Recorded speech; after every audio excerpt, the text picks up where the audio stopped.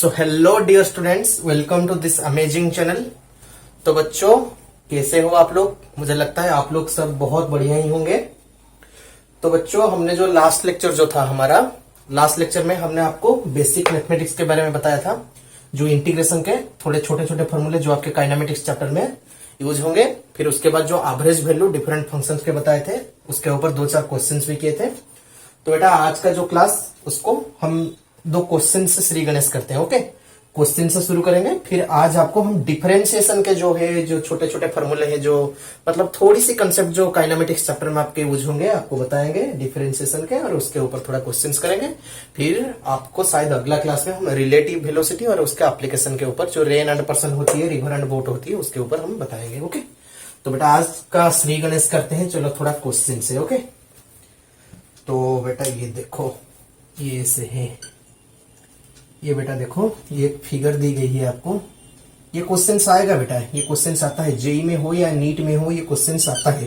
Questions को ignore मत करना। अगर आपको क्वेश्चंस में कोई भी दिक्कत हो रही है, मतलब समझ में नहीं आ रहा है क्लास में, तो आपका टेलीग्राम, जो हमारा जो टेलीग्राम चैनल है, उसका लिंक आपको डिस्क्रिप्शन में दे दी जाएगी।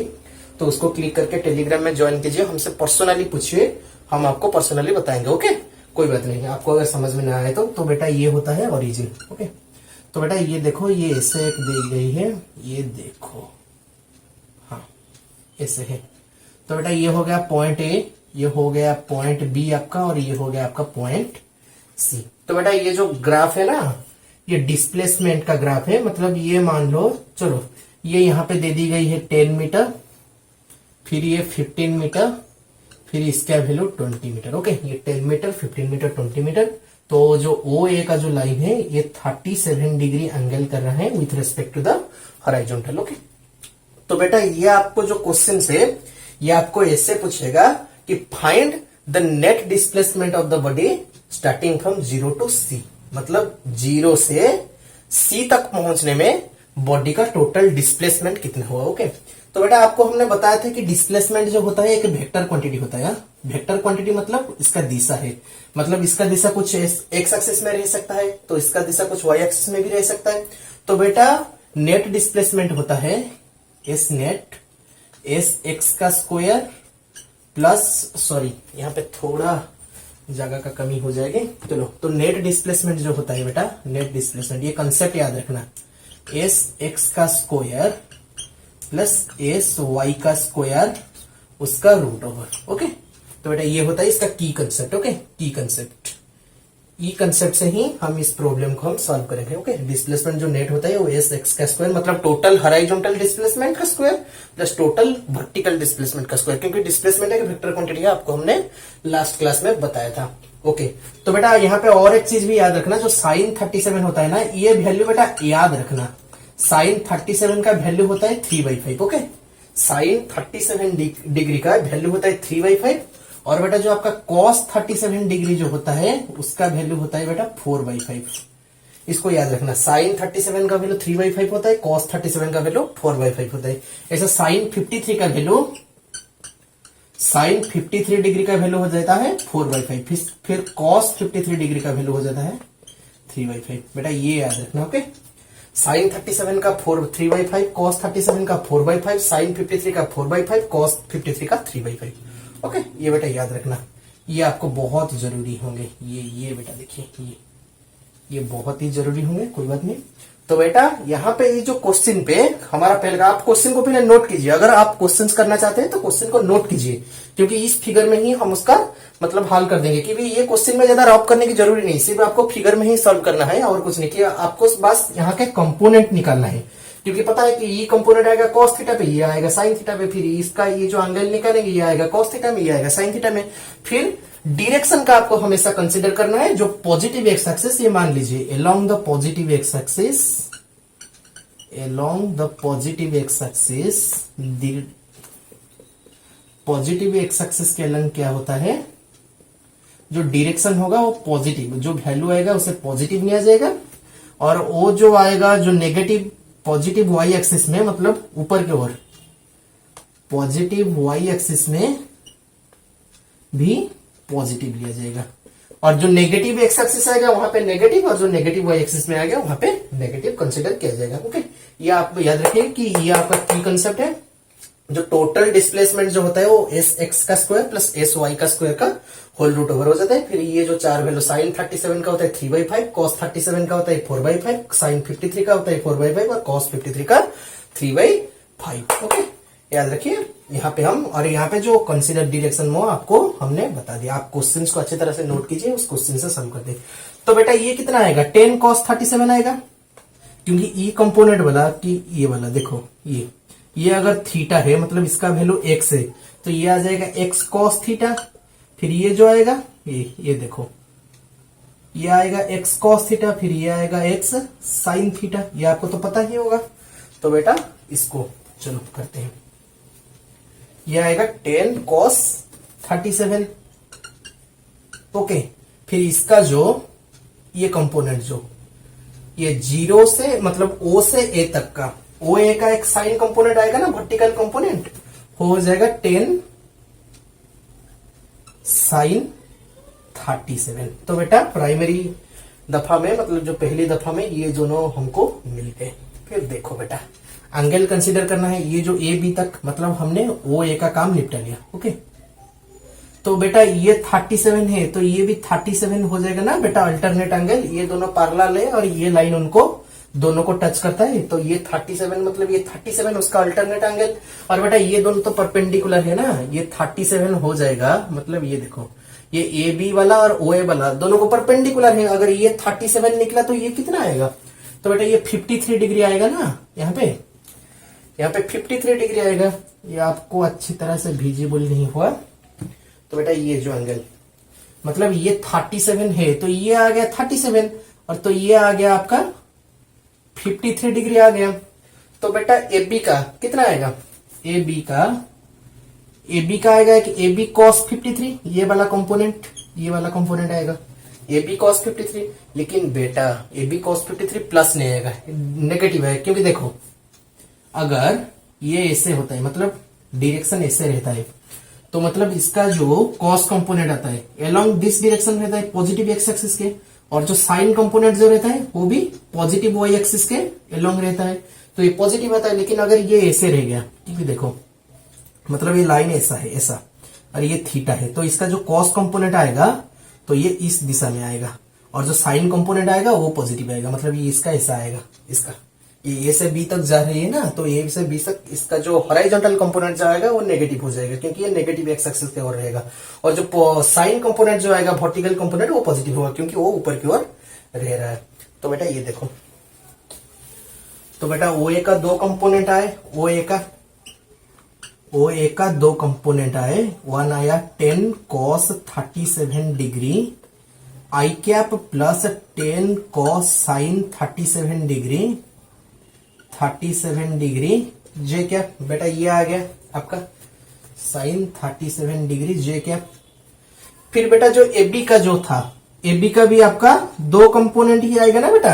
एक आएगा -15 cos 53 degree I cap plus 15 sine 53 degree J cap, ये आया। तो बेटा आप कंसीडर करते हैं बीसी को, मतलब जो फाइनल डिस्प्लेसमेंट जो है बीसी। तो बेटा ये देखो ये, या फिर इसको भी है कि पैरेलल लाइन ड्रॉ कर लो। तो बेटा ये 53 है तो ये तो 53 आ जाएगा ना, ये एंगल वाला ये 53 आ जाएगा, क्योंकि ये दोनों अल्टरनेट एंगल है।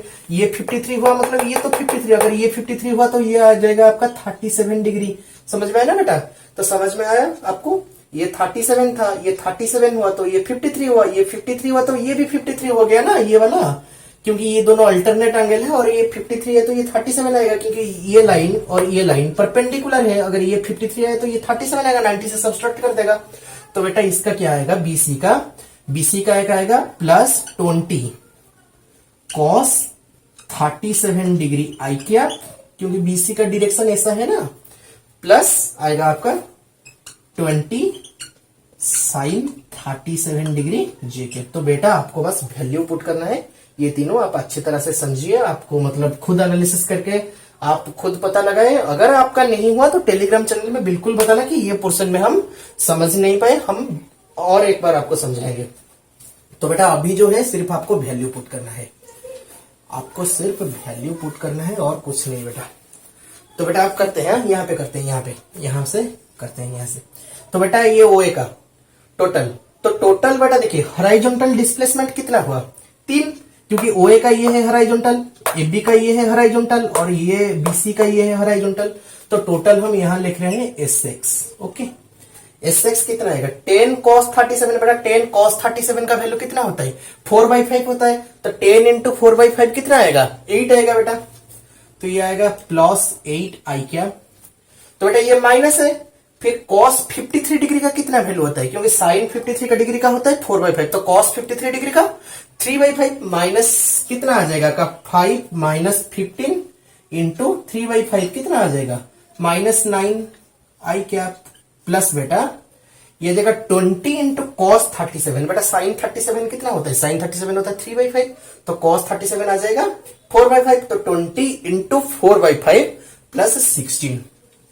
तो बेटा आ गया 8 माइनस 9 प्लस 16। तो कितना आ गया बेटा 15i क्या आ गया 15i क्या। तो बेटा अभी वर्टिकल डिस्प्लेसमेंट लेते हैं। एक y एक्सिस के अलग जो डिस्प्लेसमेंट होते हैं वो वर्टिकल डिस्प्लेसमेंट SY, ये तो 3 है। तो OA का आएगा 10 sin 37। बेटा sin 37 का वैल्यू कितना होता है बेटा, sin 37 तो 3/5 ही होता है। तो ये आ गया 6i क्या, प्लस बेटा ये तो तीनों प्लस है, मतलब तीनों ऊपर की ओर, इसका ऊपर की ओर हो रहा है, इसका ऊपर की ओर हो रहा है, फिर उसका भी ऊपर का ओर हो रहा है बेटा, तो कोई प्रॉब्लम नहीं। तो 6i क्या, फिर आ गया 15 इंटू साइन 53। बेटा साइन 53 का वैल्यू कितना होता है 4/5 होता है। तो ये आ गया 12j कैप, सॉरी इसको j कैप से रिप्रेजेंट किया जाता है, 12j कैप प्लस बेटा ये आ गया 20 इंटू साइन 37। साइन 37 बेटा कितना होता है 3/5 होता है। तो ये आ गया भी 20 इंटू 3/5 कितना आ गया प्लस 12j कैप। तो इसका भी 15 इंटू जो आपका 15 इंटू साइन 53 कितना होता है, साइन 53 का वैल्यू होता है आपका 4/5। तो ये आ गया 12i के 6i क्या प्लस 12j क्या प्लस 12j क्या। तो ये कितना आ गया 30j क्या आ गया। तो बेटा आपका नेट डिस्प्लेसमेंट कितना आएगा 15 का स्क्वायर प्लस 30 का स्क्वायर इसका रूट ओवर। तो बेटा 15 का स्क्वायर कितना आता है 225 आता है ना, प्लस 30 का स्क्वायर आता है 900 इसका रूट ओवर। तो बेटा ये आ जाएगा कितना 1125 का रूट ओवर, कितना आ जाएगा 1125 का ये आ जाएगा रूट ओवर। ये शायद फ्रैक्शन में आएगा, मतलब डेसिमल में आएगा। ये आ जाएगा आपका नेट डिस्प्लेसमेंट। ओके, तो बेटा अगर पूछा होगा आपके तो डिस्प्लेसमेंट वेक्टर को मेंशन करो, तो आपका डिस्प्लेसमेंट वेक्टर हो गया 15i cap plus 30j cap. ये हो गया आपका डिस्प्लेसमेंट वेक्टर। ओके बेटा ये आप अच्छे तरह से देखो, डिस्प्लेसमेंट वेक्टर रहेगा ये आपको अच्छे तरह से हमने कंपोनेंट को मेंशन किया यहाँ पे, फिर टोटल SX निकला, फिर टोटल SY को भी निकाला यहाँ पे, तो S नेट को निकाला, फिर ये जो हो गया आपका डिस्प्लेसमेंट वेक्टर। आप अच्छे से इसे देखो। ओके हाँ, तो बेटा हमें लगता है कि आप अच्छी तरह से समझ गए होंगे उसको। अगर आपको एक बार में समझ में नहीं भी आया, क्योंकि अभी मतलब चिंता करने की कोई बात नहीं, अगर आप अभी 11th में हो तो आपके पास 2 साल का टाइम है। तो आप अगर क्वेश्चंस, इसमें बहुत सारा क्वेश्चन आपका प्रीवियस ईयर क्वेश्चन देखो या फिर डिफरेंट बुक्स में देखो। हम एक सेशन लेंगे, मतलब एक वीडियो में आपको बता देंगे कि किस बुक से किस क्वेश्चन कैसे तरह से करना है। ये हम वीडियो बना देंगे, शायद अगले हफ्ते तक बना देंगे। तो बेटा क्वेश्चन आप सॉल्व करोगे। तो ये आ गया आपका डिस्प्लेसमेंट वेक्टर, ये आ गया नेट डिस्प्लेसमेंट। इससे और एक क्वेश्चन भी हो सकता है, देखो इससे थोड़ा मैं मिटा सकता हूँ अभी, हाँ मिटाता हूँ। ओके, ये इस क्वेश्चन से और एक बीट भी आ सकता है। फाइंड द, ये आपका क्वेश्चन ऐसे पूछेगा, फाइंड द एंगल मेड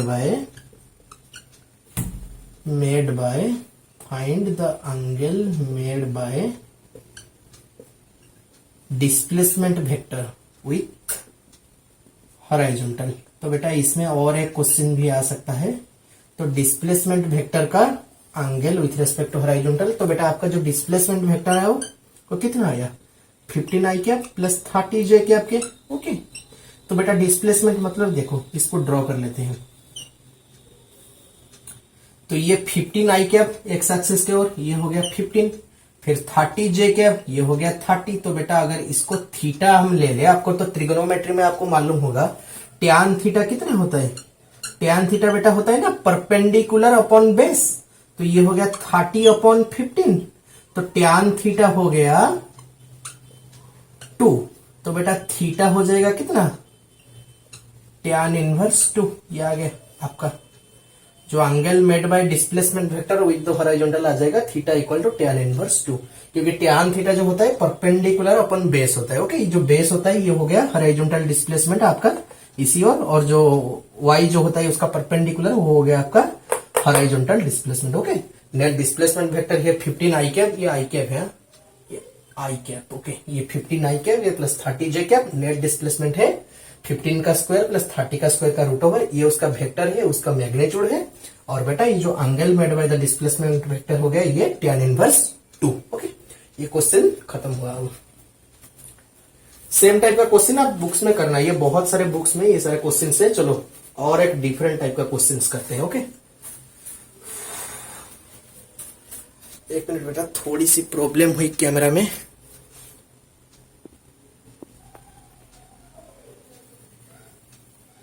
हाँ, तो बेटा ये थोड़ी सी टेक्निकली खराबी हो गई थी वहां पे, मतलब हम जो कैमरा से रिकॉर्ड करते हैं वहां पे, कोई बात नहीं। तो बेटा अब देखो, अब दूसरा वेराइटी का क्वेश्चन करते हैं। मान लो कि ये बेटा आपको क्यूब है, क्यूब क्यूब मान लीजिए, ये साला क्यूब तो नहीं हुआ, ये रेक्टेंगल हो गया। चलो क्यूब, थोड़ा सा क्यूब ड्रॉ करते हैं। ये हुआ बेटा, मुझे लगता है ये ही, हाँ ये हुआ, ये परफेक्ट क्यूब आपका होगा, कोई बात नहीं। ये हो गया आपका क्यूब। ओके, क्यूब क्यूब सब आपने देखे होंगे ना, तो आप लोग जो खेलते हो जो वाला रूबिक्स क्यूब जो होता है आप लोग एडजस्ट करते हो ना, हाँ वही उसी तरह का क्यूब। हाँ, फिर आइस क्यूब, आपके से क्यूब के साथ तो बहुत सारे रिलेशन है आपके। आइस क्यूब है, रूबिक्स क्यूब है, बहुत सारे क्यूब आप मतलब डेली लाइफ में यूज करते हो। तो ये हो गया बेटा क्यूब। ओके, ये हो गया क्यूब, ये अच्छी तरह से, हाँ ये हो गया बेटा आपका क्यूब, टोटल क्यूब। तो बेटा ये जो क्यूब होता है, क्यूब का साइड हुआ ए। ओके, मतलब ईच साइड दे दी गई है ए, द क्यूब ऑफ साइड है। तो बेटा यहां पे यहां पे इस कोने पे एक कीड़ा था, कीड़ा, इंसेक्ट। ये मान लीजिए कि ये एक इंसेक्ट है, कीड़ा, छोटा सा कीड़ा, कॉकरोच है, कॉकरोच है ये। क्योंकि कॉकरोच तो आपको पता है मतलब दौड़ भी सकता है, उड़ भी सकता है। तो बेटा ये यहाँ पे एक कीड़ा है, कॉकरोच। तो बेटा ये कॉकरोच ने क्या किया, तो आपका जो क्वेश्चन है वो क्वेश्चन में मेंशन किया गया है there is a cube of side A. इसमें क्या प्रॉब्लम हो गया, मार्कर का है, अच्छे से चल नहीं रहा है बेटा। एक मिनट रुकना, एक मिनट हम मार्कर को ठीक करके लाते हैं।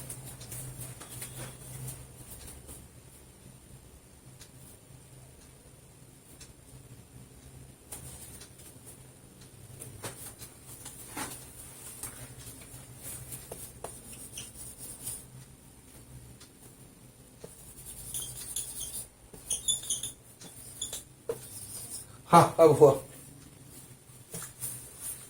तो बेटा आपको क्वेश्चन में दे दी गई है the cube of side, there is a cube of side A. Okay, there is a cube of side A. Okay, question में दे दी गई है there is a cube of side A, ये जो क्यूब है उसका साइड ए है, और ये जो कॉकरोच ये इस कॉर्नर पे है। सो क्वेश्चन में पूछा है find the net displacement, find the net displacement of the cockroach। तो बेटा ये जो कॉकरोच होता है उसका नेट डिस्प्लेसमेंट फाइंड आउट करना है। Cockroach when it moves from this position to this position, opposite corner. Okay बेटा, व्हेन द कॉकरोच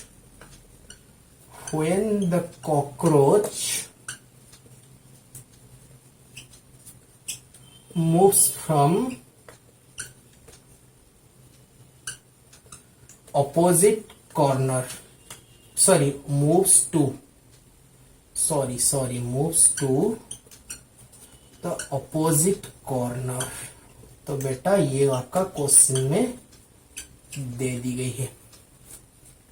और बेटा ये जो कॉकरोच है ना, क्वेश्चन में भी मेंशन किया गया है कि कॉकरोच उड़ नहीं सकता, कॉकरोच सिर्फ भाग के जाएगा। हाँ, कॉकरोच उड़ेगा नहीं, सिर्फ भाग के जाएगा, क्योंकि कॉकरोच उड़ना स्टार्ट करती है तो बहुत सारे लोगों की हवा निकलना शुरू हो जाती है। हाँ, तो कॉकरोच सिर्फ आपका यहाँ पे दौड़ के जाएगा। तो बेटा देखो, वो पूछा है कि कॉकरोच यहाँ पे है और वो ऑपोजिट कलर, मतलब यहाँ पे इसका ऑपोजिट कलर क्या होता है, ये होता है ना क्यूब में। आप 3D में इमेजिन करो, आपका अगर आपके पास क्यूब है तो क्यूब में देखो जाकर, इसका ऑपोजिट कलर ये होता है बेटा। तो कॉकरोच क्या करेगा, यहां से यहां तक जाएगा। ओके, तो बेटा कॉकरोच इस बात तो लेगा ना, डिस्प्लेसमेंट होगा।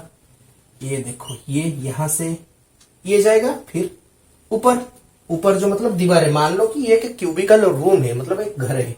तो बेटा ये जो घर का जो फ्लोर, ये क्या होता है, ये फ्लोर पर्सन होता है, फ्लोर। तो बेटा फ्लोर में ऐसा जाएगा, हाँ, फ्लोर में ऐसा जाके फिर यहाँ पे ये देखो, ये वॉल पे चढ़ के फिर यहाँ पे पहुंच जाएगा।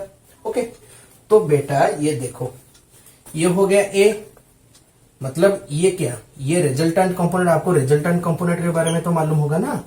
तो बेटा मतलब एक्स एक्सिस में गया एक्स आई कैप, सॉरी ये मार्कर का क्या हो रहा है।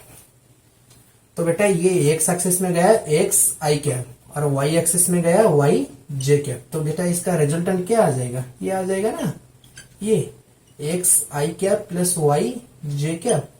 तो बेटा ये रिजल्टेंट हो गया। तो इसका नेट वेलोसिटी मतलब नेट डिस्प्लेसमेंट निकालते हैं।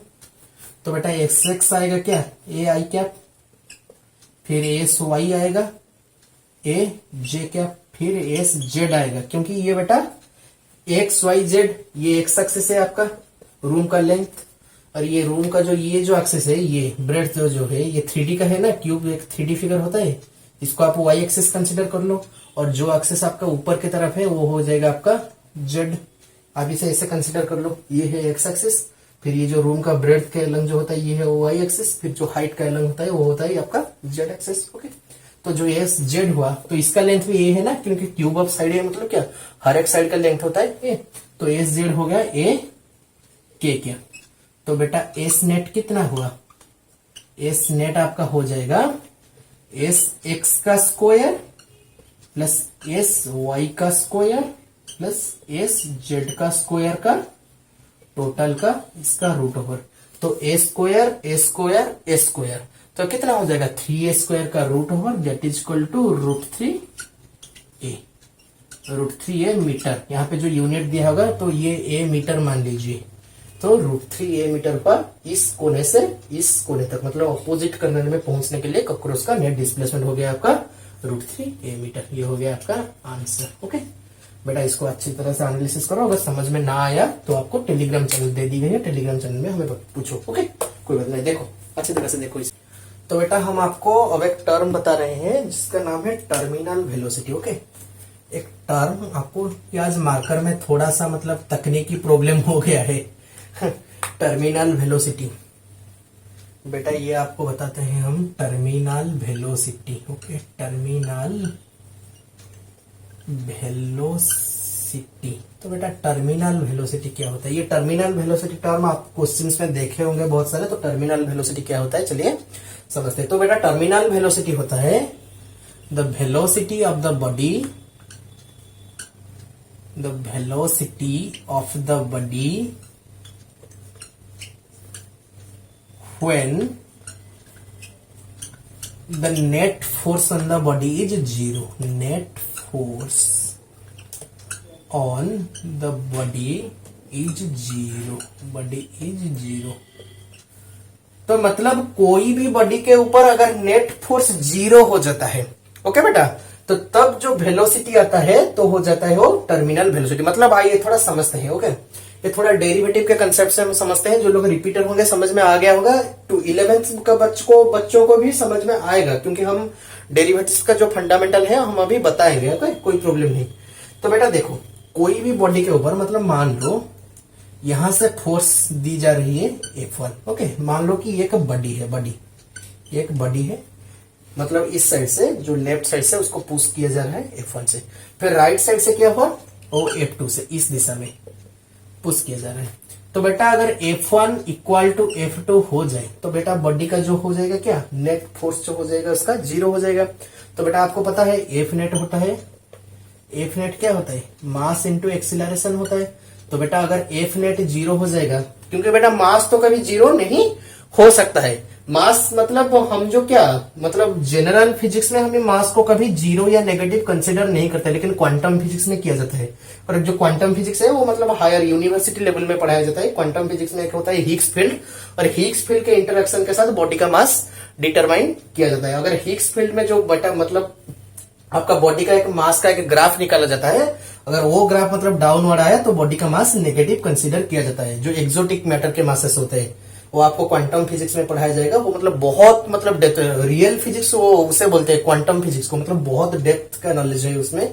मतलब अभी तक उसके बारे में भी सबको मतलब सभी साइंटिस्ट को पता नहीं चला। Okay, quantum physics Max Planck को जिसका फादर बोला जाता है, और अल्बर्ट आइंस्टाइन, स्टीफन हॉकिंग का बहुत कंट्रीब्यूशन रहा है क्वांटम फिजिक्स के ऊपर।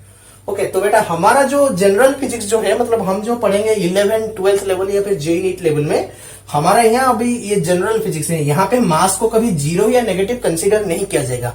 हमेशा मास एक पॉजिटिव क्वांटिटी होता है और हर एक बॉडी का एक मास होता है। लेकिन क्वांटम फिजिक्स में एक बॉडी का मास 0 हो सकता है, नेगेटिव भी हो सकता है। हिग्स फील्ड के इंटरेक्शन के साथ बॉडी का मास चेंज होता है, वो क्वांटम फिजिक्स में होता है। जनरल फिजिक्स में मास हमेशा पॉजिटिव और एक कुछ होता है, मतलब कोई भी मासलेस बॉडी यहाँ पे कंसीडर नहीं किया जा सकता है काइनेमेटिक्स में। ओके, काइनेमेटिक्स क्या आपका टोटल 11th और 12th के फिजिक्स में मासलेस पार्टिकल को कंसीडर नहीं किया जाएगा। तो एफ नेट 0 हो गया तो बेटा नेट एक्सीलरेशन 0 हो गया। ओके, तो बेटा आपको हमने क्या बताया था कि जो नेट एक्सीलरेशन जो होता है, ओके, जो नेट एक्सीलरेशन होता है बेटा वो होता है ना dv/dt, मतलब वेलोसिटी का डेरिवेटिव। बेटा ये होता है ना एक्सेलरेशन नेट, वेलोसिटी का डेरिवेटिव। तो बेटा अगर किसी आपको पता होगा ना जो आपका कांस्टेंट टर्म होता है, कोई भी कांस्टेंट टर्म का डेरिवेटिव कितना होता है, 0 होता है। मतलब मान लीजिए कि कोई आपका पता मतलब आपको बताएगा कि ये बताओ d/dt ऑफ 5, तो बेटा d/dt ऑफ 5 तो एक कांस्टेंट टर्म है, कांस्टेंट टर्म का डेरिवेटिव 0 होता है ना। कांस्टेंट टर्म का आपका रेट चेंज मतलब डेरिवेटिव का मतलब होता है रेट ऑफ चेंज। मतलब d/dt आप निकल रहे हो तो एक क्वांटिटी टाइम के अनुसार कितना रेट में चेंज होता है।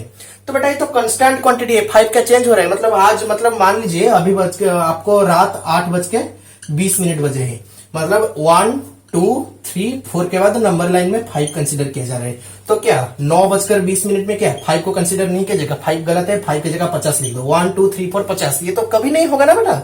तो बेटा ये तो चेंज नहीं हो रहा है, तो कांस्टेंट टर्म का डेरिवेटिव हमेशा 0 होता है। ओके, तो बेटा ये आपको हमने बताया था कि ए होता है dv/dt।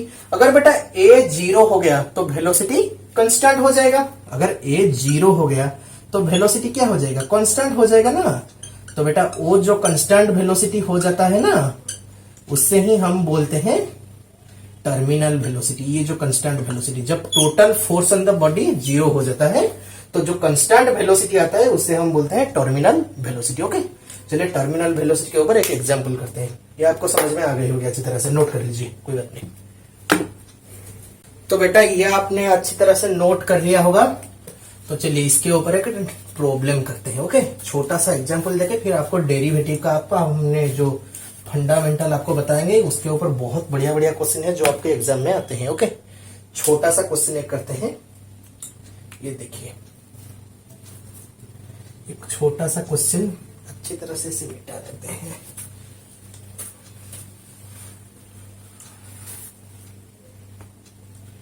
तो बेटा द फोर्स, क्वेश्चन आपका है, क्वेश्चन में मेंशन किया गया है the force acting on a body falling from some height. मतलब बेटा ये जो बॉडी है मतलब फॉलिंग फ्रॉम सम हाइट मतलब कोई भी बिल्डिंग हो, टावर हो या फिर पेड़ हो, मतलब एप्पल पेड़ से गिर रहा है। Okay, the force acting on a body falling from any height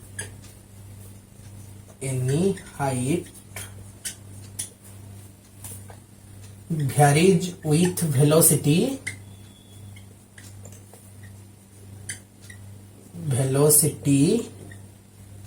according to F equal to -kv। Okay, ये माइनस का मतलब हम समझाएंगे जब क्वेश्चंस करेंगे, समझेंगे। F equal to minus K भी। Then find the terminal velocity of the body. Okay, then find the terminal velocity of the body.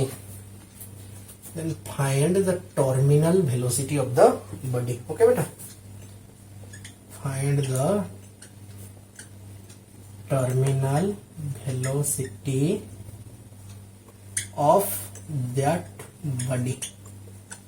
तो बेटा ये आपको क्वेश्चन में दे दी गई है, the force acting on a body falling from any height varies with the velocity according to the relation F equal to minus K V. The find the terminal velocity of the body. मतलब बेटा देखो, ये आपको हमने बताया था कि F equal to minus K V ना जो लग रहा है, तो बेटा F equal to minus K V मतलब जब से ये नेगेटिव डायरेक्शन का मतलब जो माइनस सिंबल दिया जाता है, ये नेगेटिव डायरेक्शन को ही मतलब अपोजिट डायरेक्शन को, मतलब बॉडी अगर नीचे गिर रहा है तो बेटा इसके ऊपर जो फोर्स होगा ना, ये जो फोर्स लग रहा है एफ, ये ऊपर की ओर लग रहा है, रेजिस्टिव फोर्स इसे बोलते हैं, रेजिस्टिव फोर्स।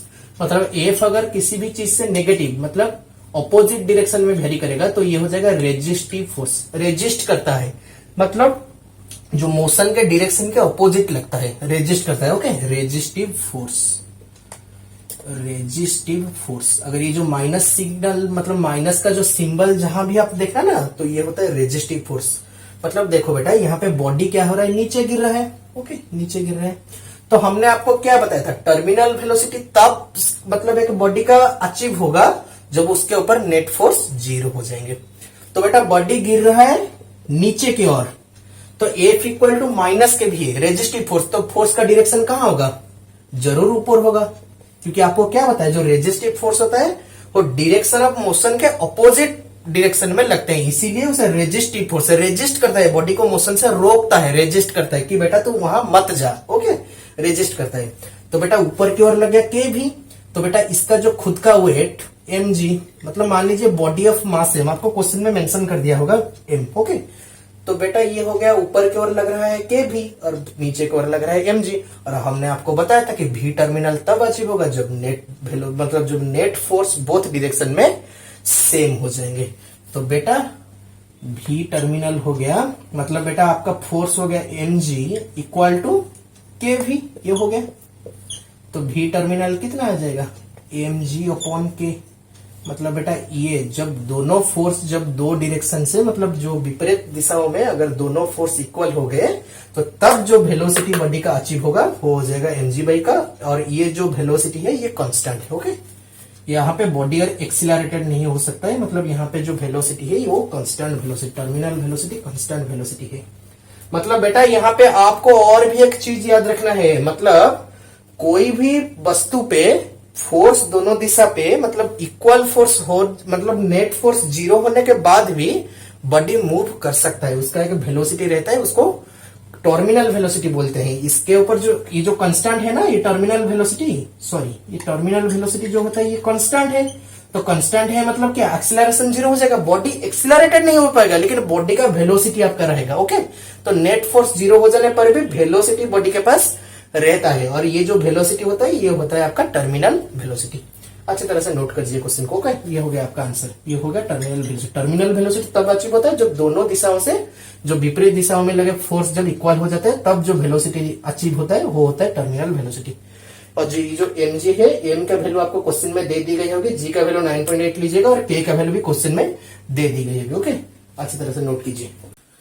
तो बेटा आपने इसको नोट कर लिया होगा।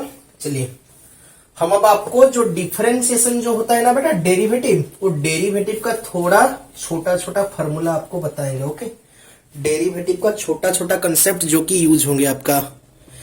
हाँ, फ्लैश आ गया, नहीं आ रहा है, फ्लैश नहीं आ रहा है।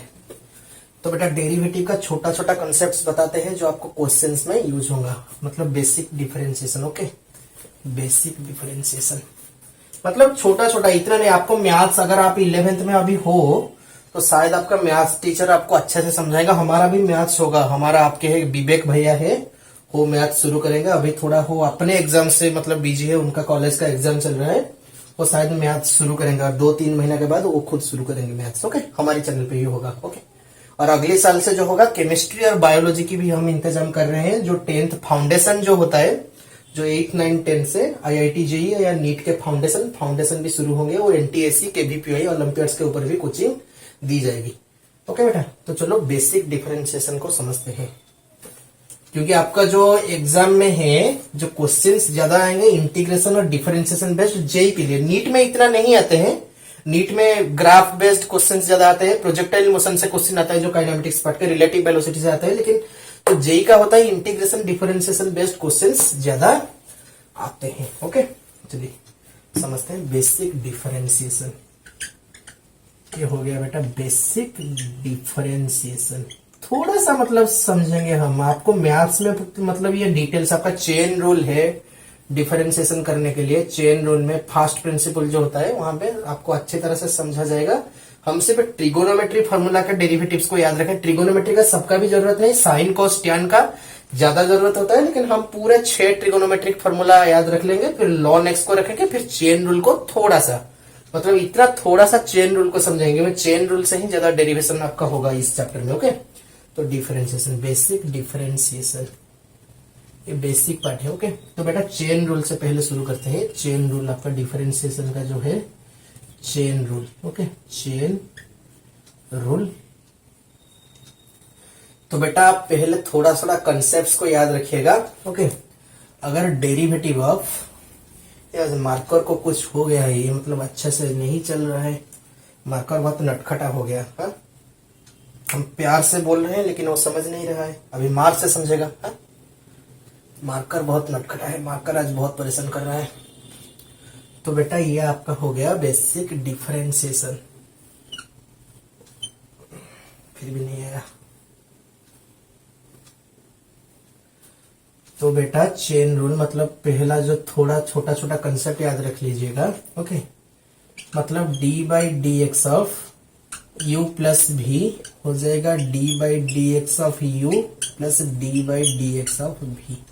ओके, तो बेटा ये मतलब जो प्लस डिस्ट्रीब्यूटिव रूल है u प्लस भी हो जाएगा, तो D by D x of you plus D by D x of भी हो जाएगा। तो फिर नेगेटिव में भी ऐसे होता है d by D x of u minus v, मतलब u और v function of x। Okay, u and v are function of x। Okay, तो d by D x of u minus v हो जाएगा d by D x of u minus d by D x of v, याद रखिएगा। तो अभी जो multiplication में जो आएगा वो होगा आपका चेन रूल। ओके, ये मल्टीप्लीकेशन में d by D x of u भी।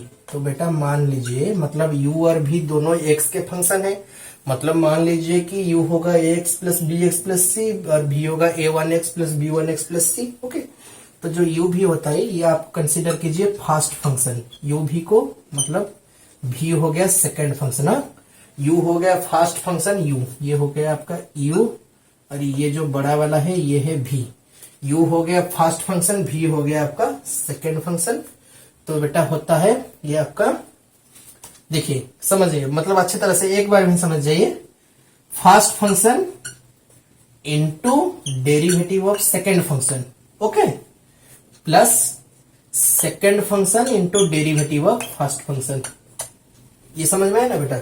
मतलब u का आपने क्या कंसिडर किया था? फर्स्ट फंक्शन, मतलब u इंटू भी, मतलब मान लीजिए 2x इंटू 3x स्क्वायर, तो वो तो मतलब सेम टाइप का हो गया, मतलब a1x plus b1x plus c plus a2x into b2x plus c, मतलब दोनों फंक्शन को मल्टीप्लाई किया जा रहा है।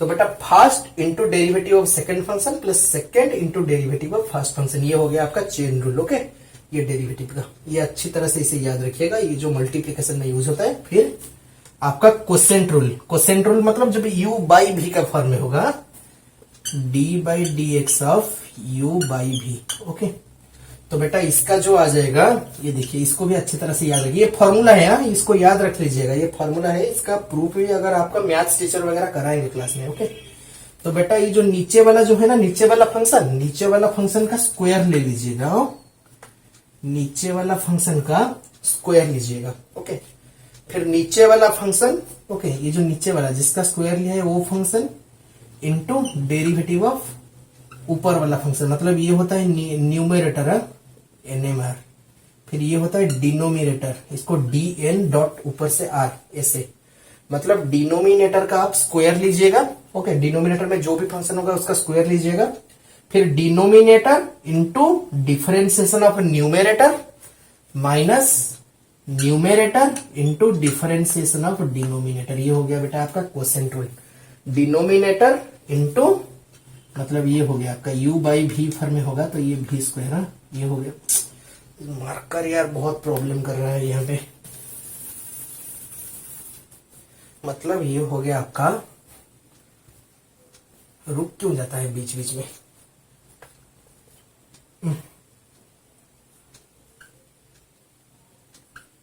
नहीं चल रहा है। By we square. ओके बेटा माफ करना, थोड़ा ये मार्कर में प्रॉब्लम हो रही है। ये मार्कर को हम चेंज कर लेंगे अगली क्लास से, तो थोड़ी आपको अगर दिखने में दिक्कत हो रही है तो माफ करना, थोड़ा सा एडजस्ट कीजिए। आप लोग पता है ये मतलब जो डिनोमिनेटर का square, denominator into differentiation of numerator minus numerator and differentiation of denominator. बेटा ये चार फॉर्मूला को आप अच्छी तरह से याद मतलब नोट कर लीजिए। ओके नोट करके इसे याद कर लीजिए, इसे क्लास में भी याद कर लीजिए, क्योंकि इसके ऊपर बहुत सारे एप्लीकेशन हो गए, मैथ्स में फिजिक्स में बहुत एप्लीकेशन होंगे। ओके नोट कर लीजिए। फिर उसके बाद हम चेन रूल समझेंगे, उसके बाद ट्रिगोनोमेट्रिक फॉर्मूला। ओके अच्छी तरह से इसे समझिए। तो बेटा आप सबने इसे नोट कर लिया होगा, तो हम अभी मिटा देते हैं। अभी चेन रूल को आपका जाएंगे डिफरेंशिएशन का। तो बेटा आप अच्छी तरह से समझिएगा। तो जो डिफरेंशिएशन का जो जनरल फॉर्म जिसे हम नोट करेंगे, ये फॉर्मूला है, फॉर्मूला। ओके फॉर्मूला को अच्छी तरह से याद रखिएगा आप लोग। ओके तो बेटा अगर मान लीजिए कि अभी आपको दे दी गई है d by D x of x to the power N. Okay मतलब एन कोई भी नेचुरल नंबर हो सकता है, रियल नंबर हो सकता है, X to the power N मतलब D by D x of x to the power N. Okay N कोई भी रियल नंबर हो सकता है, तो इसका जो डेरिवेटिव हो जाएगा, अच्छी तरह से देखिएगा, एन कोई भी रियल नंबर है, हा? मतलब नेगेटिव हो, पॉजिटिव हो, जीरो भी हो, क्योंकि x to the power zero का जो डेरिवेटिव क्या वन हो, x to the power zero का वैल्यू वन, और वन का डेरिवेटिव हो जाएगा जीरो। ओके तो बेटा एन कोई भी रियल नंबर अगर हुआ तो बेटा इसका एन, ये जो एन है, एन को पहले बाहर लाएगा। ओके एन फिर एक्स का पावर, ये दोनों एन एक्स सिमिलर दिख रहे हैं यहाँ पे, ये हो जाएगा एन, ये एक्स का power n minus one. Okay ये जो ऊपर ऊपर जितना भी हो एन, फिर एक्स का जो आपका कोएफिशिएंट जो है, एक्स का जो पावर है उसको आप, एक्स का कोएफिशिएंट हो जाएगा एन, फिर जो एक्स का पावर हो जाएगा n minus one into D by D x of x, that is equal to n x का पावर एन माइनस वन, फिर d by D x of x तो हो जाएगा वन ना, तो बेटा इसका आंसर हो जाएगा एन इंटू एक्स का पावर। मतलब जो पावर में है अगर डिफरेंशिएट करोगे तो उसका जो पावर हो जाएगा कोएफिशिएंट, और पावर से एक घटा लो तो हो जाएगा उसका नया पावर। ओके एन एक्स का पावर एन माइनस वन, फिर उसका जो बेस को डिफरेंशिएट करेगा, बेस में जो भी हो उसको डिफरेंशिएट करेगा। ओके इसके ऊपर थोड़ा एग्जांपल करेंगे। एग्जांपल करते हैं, आप एग्जांपल से समझते हैं। मतलब आपको दे दी गई है कि D by D x of three x square. Okay तो बेटा पहले कांस्टेंट टर्म है थ्री, उसको बाहर निकल दीजिएगा, तो ये हो जाएगा three into D by D x of x square. तो बेटा D by D x of x square आपको तो बताया था ना हमने, तो थ्री इंटू पावर को कर दीजिएगा कोएफिशिएंट, इंटू पावर हो जाएगा एक कम, to minus one into D by D x of x. तो बेटा ये हो गया 6 इंटू एक्स का पावर हो गया 1 into D by D x of x कितना होता है, 1 होता है ना, तो बेटा आंसर आया 6x। तो 3x स्क्वायर का डेरिवेटिव आपका आया 3x। जो कोएफिशिएंट है जो सॉरी जो पावर है, यहाँ पे पावर को बना लीजिएगा कोएफिशिएंट, पावर से एक कम कर देगा, और जो कांस्टेंट टर्म है उसको बाहर निकाल दीजिएगा पहले। ओके ये मतलब नोट कीजिए, अच्छे से नोट कीजिए।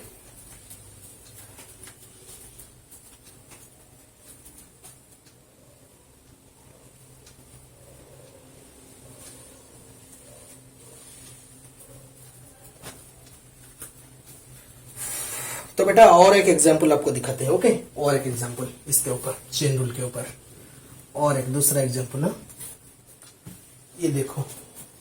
फिर अगर आपको क्वेश्चन में दे दी गई होगी कि D by D x of x का पावर 6, सॉरी 10x का पावर 6, मतलब ये आप क्या करो कि जो लोग कर रहे हो थोड़ा सा वीडियो पॉज करना, 2 मिनट खुद ट्राई करना, क्योंकि एक तो एग्जाम्पल आपको दे ही दिया हमने। ओके, 2 मिनट ट्राई करना, खुद से नहीं हुआ तो आंसर देखना। ओके, तो मतलब सब टीचर जो कर रहा है बोर्ड में, उससे अगर आप मतलब क्या छाप दोगे जेरॉक्स मशीन की तरह, तो आपको कोई फायदा नहीं होगा।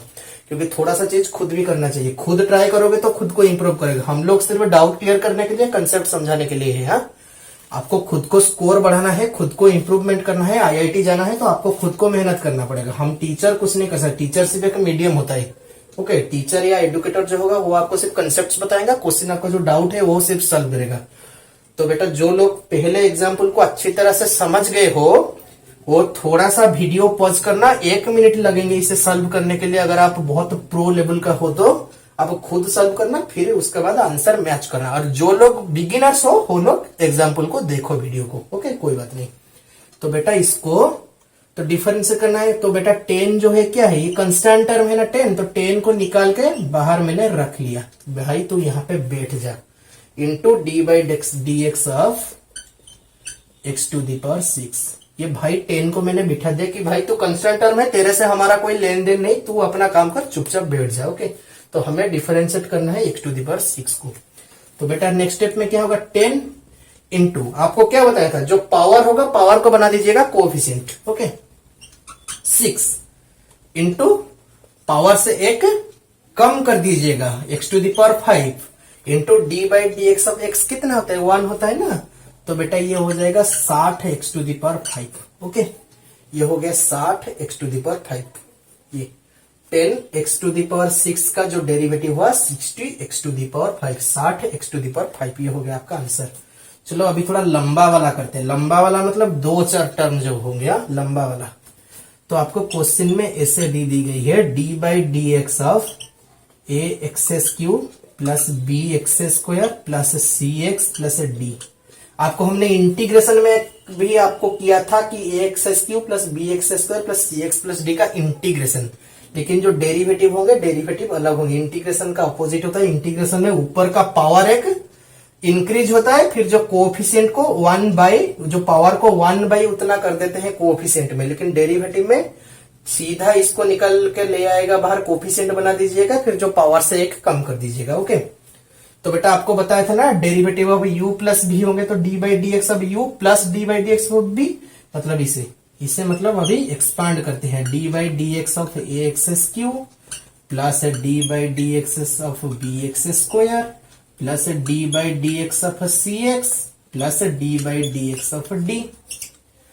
तो बेटा ये 4 टर्म में इसको एक्सपांड कर दिया, मतलब एडिशन रूल को भी ये सपोर्ट करता है।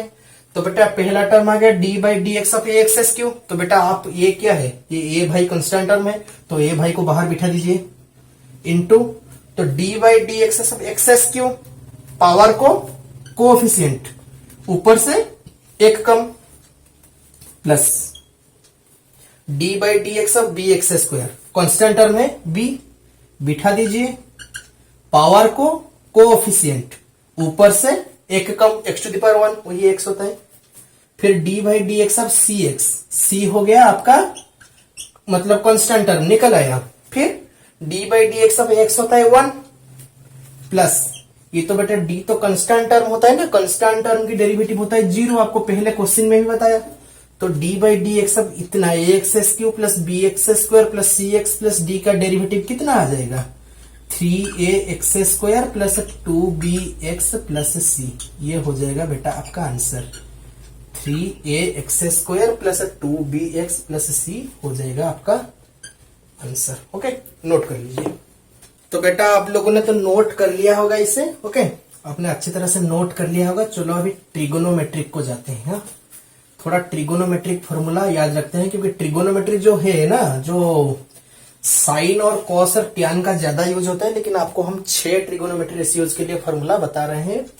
तो बेटा याद रखिएगा इसे, मतलब नोट कर लीजिएगा, डी/dx ऑफ साइन x हो जाएगा आपका कॉस x।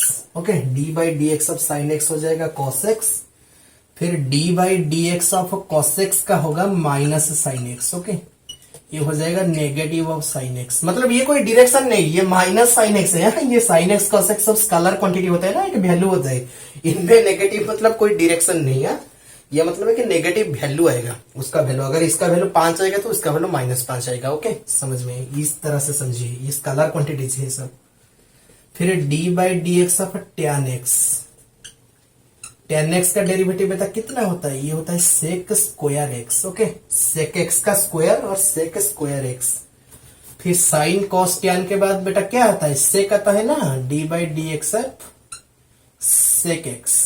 कितना आएगा sec x का, tan का आएगा sec स्क्वायर x, तो sec का आएगा sec x into tan x। ये याद रखिएगा, sec x into tan x, ये sec x का डेरिवेटिव होता है sec x into tan x। फिर आता है बेटा आपका cosec x, सॉरी 1 2, ये हो गया 3, ये हो गया 4, हमने नंबरिंग में थोड़ी गलत कर दी है। ओके, कोई बात नहीं, 1 2 3 4, उसके बाद आएगा पांचवा आपका क्या आएगा, tan के बाद आता है sec, के बाद आता है cot। तो cot x का जो डेरिवेटिव होता है ना, वो होता है cosec square x। Okay, cot x का डेरिवेटिव होता है cosec स्क्वायर x। फिर cosec x का जो डेरिवेटिव होता है, cosec x का होता है minus cosec x into cot x। ये 6 फॉर्मूला बेटा अच्छी तरह से याद रख लीजिएगा, टेबल बना के याद रख लो, ऐसे एक टेबल बना दो। ओके, टेबल बना के याद रखा लो, ये sin x का cos x का minus sec x, tan x का सॉरी cos x का minus sin x, tan x का sec square x, sec x का sec x into tan x, cot x का cosec स्क्वायर x और cosec x का minus cosec x into cot x। Okay बेटा, इसे अच्छी तरह से नोट कर लो, इससे थोड़ा 2-4 एग्जाम्पल करेंगे। तो बेटा आप लोगों ने अच्छी तरह से नोट कर लिया होगा इसको। चलो इसके ऊपर थोड़ा 2-4 एग्जाम्पल्स करते हैं। एग्जाम्पल करने के बाद लॉगरिथम डेरिवेटिव आपको बताएंगे, फिर आज का क्लास वहीं पे खत्म होगा। ओके, तो नेक्स्ट क्लास होगा, नेक्स्ट क्लास से हम आपको बताएंगे रिलेटिव वेलोसिटी और अच्छा क्वेश्चंस करेंगे, जो कैलकुलस बेस्ड क्वेश्चन है आपको आता है।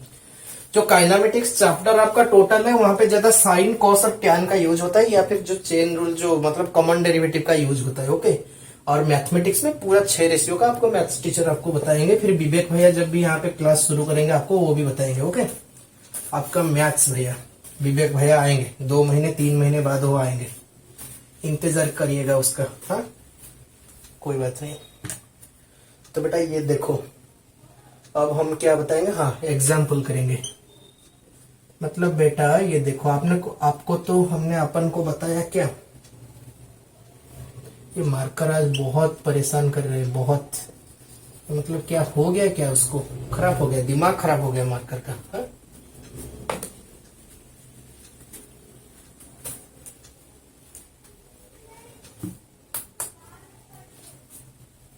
तो बेटा अगर आपको क्वेश्चन दे दी गई है कि d/dx of sine 3x square, okay, question ये दे दी गई है कि मतलब ये बेसिक है, ये काइनामेटिक्स चैप्टर में यूज तो कभी नहीं होंगे, लेकिन फिर भी आपको हम बता दे रहे हैं, थोड़ी आपकी मदद हो जाए। ओके, तो d/dx of sine 3x square जो होता है ना, तो बेटा इसको इसे डिफरेंशिएट करिएगा उसको। तो बेटा साइन एक्सेस का वैल्यू, जो डिफरेंशिएशन वैल्यू कितना होता है, cos x होता है ना, तो पहले आंख बंद करके लिख लीजिएगा कि cos 3x square. Okay, cos of 3x square into बेटा ये अंदर वाला को डेरिवेटिव कीजिएगा, क्योंकि जो पहले साइन का cos, फिर अंदर वाला का डेरिवेटिव, अंदर वाला का 3x स्क्वायर का डेरिवेटिव कितना हो जाएगा, 6x हो जाएगा, क्योंकि पावर को कोफिशिएंट 3 को निकाला, पावर को कोफिशिएंट ऊपर से पावर से 1 घटाया, कितना हो गया 6x हो गया ना। तो बेटा ये हो जाएगा cos 3x square into 6x। तो बेटा ये हो जाएगा इसका value. Okay, d/dx of sine 3x square का वैल्यू आता है cos 3x square into 6x। Okay, चलो एक tan पे कर लो। तो बेटा ये हो जाएगा, मतलब आपको क्वेश्चन में दे दी गई होगी कि d/dx ऑफ, सॉरी मार्कर बहुत परेशान कर रहा है भाई, ये मार्कर को तो हटाना पड़ेगा। तो बेटा ये हो गया d/dx of tan 6x। Okay, मतलब sorry tan 6x square plus 3x ऐसे दे दी गई है, d/dx of tan 6x square plus 3x। तो बेटा tan का डेरिवेटिव कितना होता है, sec स्क्वायर x। तो पहले आंख बंद करके पहला स्टेप में क्या कीजिएगा, sec स्क्वायर उतना लिख दीजिएगा, मतलब ये आ जाएगा आपका sec square 6x square plus 3x। फिर बेटा अंदर वाला का डेरिवेटिव, अंदर वाला का डेरिवेटिव इंटू लगाया मैंने। 6x स्क्वायर का डेरिवेटिव कितना हो जाएगा, 12 इंटू एक्स, 12x हो जाएगा, क्योंकि 6 को बाहर निकाला, पावर को कोफिशिएंट बनाया, फिर ऊपर से पावर से एक कम किया, तो हो जाएगा कितना 12x।